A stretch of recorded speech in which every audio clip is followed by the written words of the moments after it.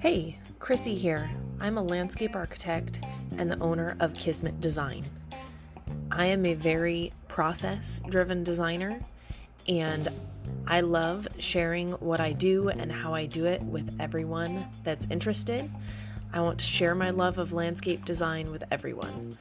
If there's knowledge or experience or a perspective that I can share that would be beneficial to build your skills or your business, let's do it. Reaching your true potential and achieving your own personal goals will not happen by chance. You have to set your intentions, make a plan, and do the work. Let's create something great together. As a designer, it is our passion that drives our designs, but what keeps us productive and on track when the creative juices start flowing? Process. I know it's not as sexy as creative passion, but it will feed your creativity and reduce your stress and anxiety around meeting deadlines and being efficient. Passion-driven design is built by purpose-driven process. Knowing where you're headed, the time you have to get there, and planning accordingly will give you a roadmap to follow to claim your time intentionally. Let me repeat that. Claim your time intentionally. Wouldn't we all love to? Within those bounds, you can feel free to let your creativity run wild while knowing the boundaries of when to rein it in. Just like property lines in your design, your process can give you boundaries to follow, but don't worry, you have the ability to veer outside the lines if needed, but try not to make a habit of it. There's great power in consistency. The more times you repeat a process, the more it will become habitual, and the muscle memory will free up your mental capacity for more creativity. When you have a clearly defined process, you will be more confident and come across more professional to your clients as well, giving them the ability to instill more trust in you. A clearly defined process will help you to be more efficient, and efficiency is the key to profitability. The less you go over your allocated hours, the better for you and your client, and it will ensure you are getting paid for all of your time. The more efficient you can be with each client, the more clients you can serve. 4 key steps in getting organized and functioning on a design process. Number 1, write down each step of your process. Analyze, define timelines, define boundaries, and refine. Make sure to give yourself enough time and space to do this efficiently and effectively.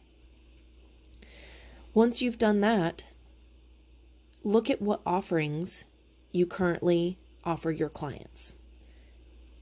Now look at them and decide which ones you should do more of and which ones you should do less of.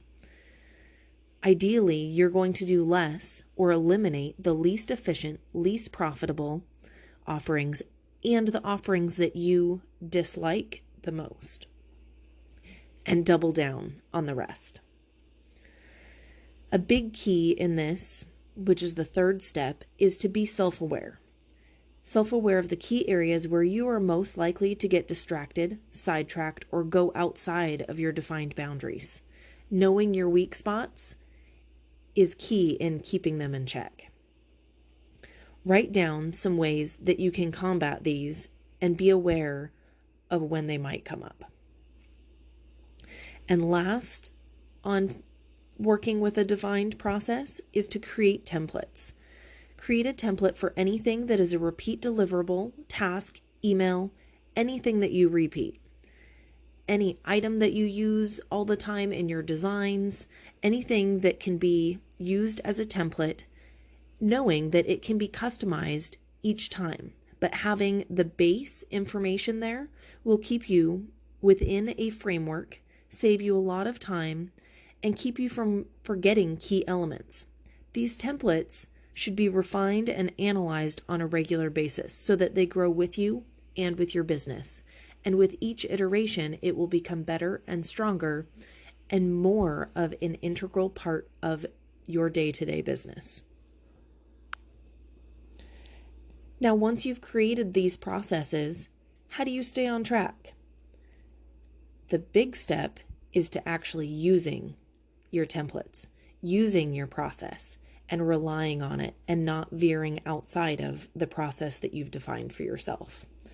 Once you've done that, a couple things that can keep you on track are writing down your refined process, publish it on your website, print it for handouts for your clients, review it with clients and frequently, post it on your wall, look at it all the time, and stick to it.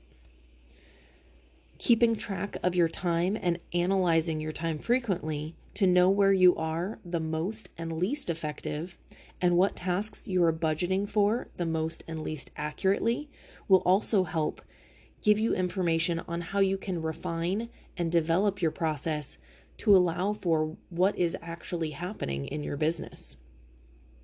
Knowing that there will be projects that are the exception to the rule. Information is power, and you can use this information to keep refining and being self-aware of where your weak spots are, what tasks you're most and least efficient on. And last but not least, schedule everything. Scheduling meetings ahead of time before you are completed with the design work will give you a time frame and a deadline that you have to work against. Creating those boundaries and the framework that you have to meet a deadline will keep you from spending absorbent amount of time spinning in circles working on a design. There's nothing more motivating than a deadline.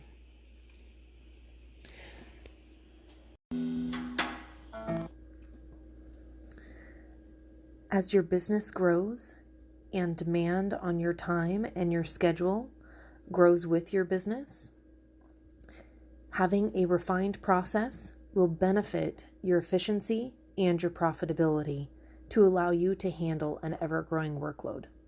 Having a clearly defined process will not only aid in your efficiency, but it will help you to define boundaries to help you know when to say no and what clients you should and should not work with, so that you are only working with your ideal clients that feed your passion and bring you joy.